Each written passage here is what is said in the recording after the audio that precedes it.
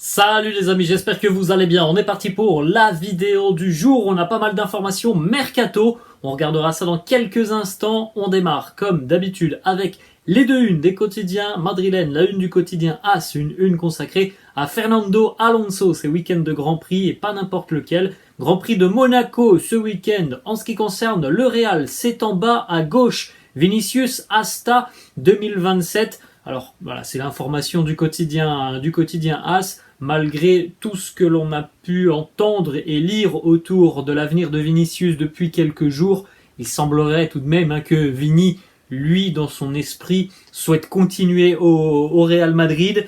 C'est vrai que depuis quelques jours, il y avait certaines rumeurs lancées notamment par l'entourage du joueur qui annonçait potentiellement une porte de sortie pour Vini. Voilà, on est quand même très très loin d'un départ de Vinicius qui est véritablement une star du club. Le Real compte sur lui pour l'avenir. Vini est amoureux du club, donc on est quand même très très loin d'un départ de Vinicius. On continue les amis avec la une du quotidien Marca, une une consacrée à Jude Bellingham, arrivée imminente pour le jeune international anglais, puisque tout pourrait s'accélérer la semaine prochaine.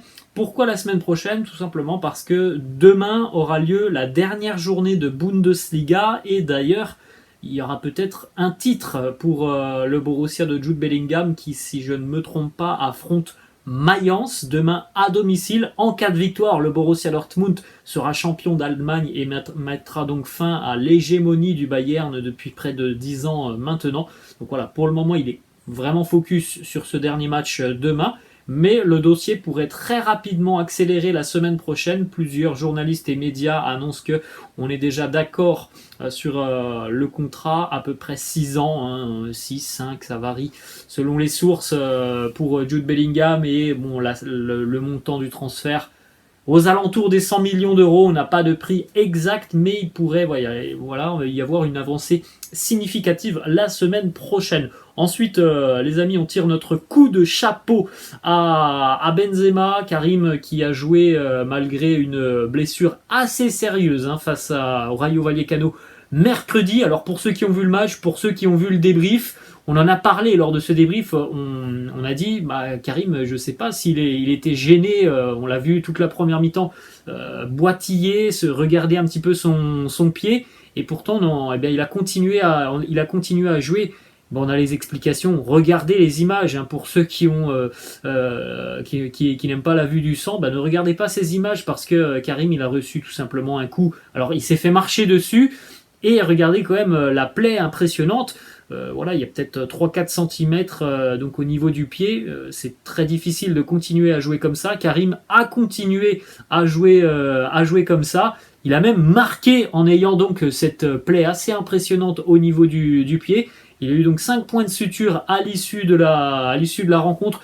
Ça montre aussi à quel point Karim est quelqu'un qui est dur au mal. On sait que, par exemple, il avait, il y a quelques années, refusé l'opération pour ne pas être écarté tout simplement de la fin de saison avec le Real. L'opération par rapport à son doigt, il l'avait refusé. Et maintenant, c'est vrai que on le voit, il a un problème au doigt qui restera certainement toute sa vie. Là, on aurait pu voir Karim sortir. Beaucoup de joueurs seraient sortis parce que c'est quand même une blessure sérieuse, une blessure handicapante. Karim a continué à jouer, il a même marqué, donc un grand bravo à lui parce que moi quand j'ai vu le match de Karim, je comprenais pas beaucoup pourquoi il était encore sur le terrain malgré cette blessure qui visiblement le gênait énormément en première période. Là on ne peut que lui tirer notre chapeau parce que voilà, c'était je pense un match assez difficile pour lui. Il a quand même réussi à le jouer plutôt d'une bonne manière parce qu'il était blessé, donc un grand bravo à Karim. Ensuite, on enchaîne les amis avec le petit message justement qu'il a posté sur les réseaux sociaux avec une photo de lui, cette petite légende on prend des risques. Je ne sais pas si c'est à mettre en lien avec ce que l'on vient de voir. On continue les amis avec des informations qui viennent de la séance d'entraînement de la veille. Pour rappel, déplacement ce week-end du côté de l'Andalousie pour affronter le FC Séville. Karim et Vinicius ne se sont pas entraînés avec le groupe. On ne sait pas s'ils ils tiendront leur place ce week-end. Vinicius souffre toujours d'une inflammation au niveau du genou. Il est incertain pour ce match face à Séville, tout comme Benzema. Donc voilà, pour le moment, on n'a pas d'informations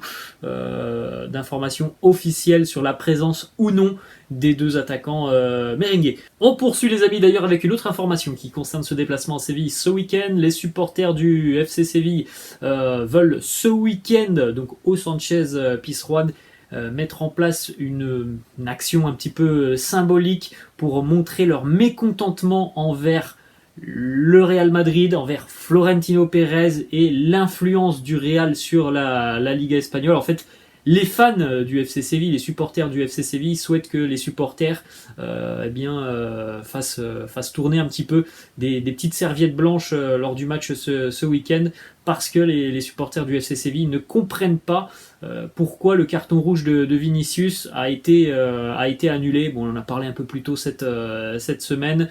Voilà, pour les supporters du FC Séville, ça c'est encore une nouvelle preuve que Florentino Pérez est beaucoup trop puissant, que le Real est beaucoup trop puissant et que la Liga espagnole au final est réduite aux actions de Florentino et aux mots tout simplement du président qui avait montré son mécontentement. On enchaîne les amis et on ouvre une longue page mercato. Alors premièrement, information qui concerne Ferland Mendy qui serait prêt à quitter le club. Jusqu'à présent, le dossier n'a pas beaucoup avancé car le Real n'a reçu aucune offre. Après, on rappelle tout de même les amis que le mercato officiellement, il n'a pas démarré. On est encore sur la fin de saison. Il y a 3 mois devant nous pour libérer Ferland Mendy si lui souhaite vraiment quitter le club. Si le club aussi souhaite s'en séparer, je pense tout de même qu'il y aura des courtisans pour Ferland Mendy. C'est un joueur qui physiquement peut poser des interrogations chez certains clubs, mais je pense tout de même qu'il y aura des courtisans pour Ferland Mendy si évidemment il y a un départ. Ensuite, autre information de Mariano Diaz, lui aussi devrait quitter le club. Mariano souhaiterait tout de même terminer sa carrière au Real, puisqu'il aura certainement un futur club dans les prochains mois. En tout cas, il aimerait terminer sur une belle note, en marquant un but, s'il a du temps de jeu sur la fin de saison.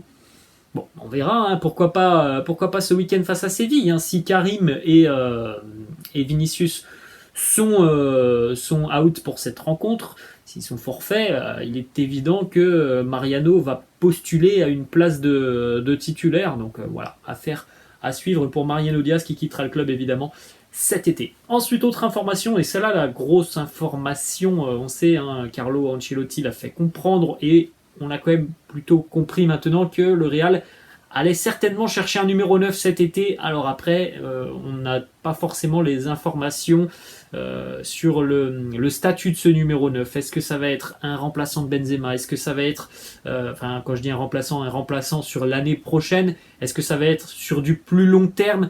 On n'a pas forcément le statut. Ça dépend évidemment. Là, en tout cas, on a une information du quotidien La Serre. C'est un quotidien généralement sérieux en ce qui concerne les informations mercato, et il semblerait que Harry Kane a été proposé au Real Madrid. Le club merengue étudie donc la possibilité de réaliser ce transfert. L'international anglais aurait demandé aux Spurs de Tottenham de le laisser partir cet été. Alors Tottenham ne sera pas en Ligue des Champions l'année prochaine. Il est bientôt en fin de contrat, Harry Kane. Mais après, ça reste quand même un joueur qui coûte assez cher. Pour le moment, il est question de 80 à 100 millions d'euros pour Harry Kane. Donc c'est évidemment un dossier qu'il faudra suivre attentivement puisqu'il est en fin de contrat en juin 2024.